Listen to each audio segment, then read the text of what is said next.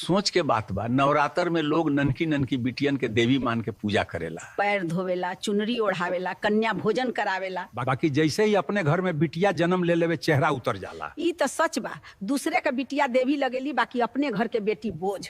ई सबसे बड़ा ढोंग बा। अगर दिल से बेटी के स्वीकार ना कर सके तो ई पूजा पाठ खाली दिखावा बा। समाज के दोहरापन देख के मन भारी हो जाला। जब बेटवा के बियाह होके बड़ा तामझाम शानदार बारात और सम्मान के नाम पर लेन देन, आ जब बिटिया के बियाह आवेला तो उहे समाज जालिम लगे लागे। ई कैसन न्याय हो? जवन बोझ दूसरे पे डालत बाटा उहे बोझ अपने ऊपर आवे तो अन्याय लगेला। काहे के बिटिया पराया धन लगेली। लोग चाहेला कि बेटी जवने घर जाए वहाँ उ रानी बन के रहे।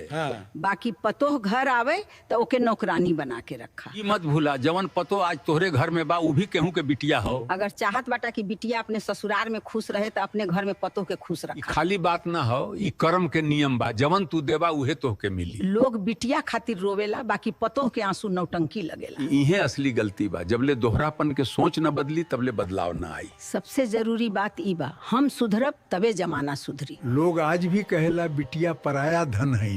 बेटी पराया ना होली, उ तो उ घरौंदा है जहाँ से दू परिवार बस जाला। अगर हर बाप ई ठान लेब न दहेज लेब न बेटी होके पर दुखी हो, तो आधा समाज तो यहीं से बदल जाई।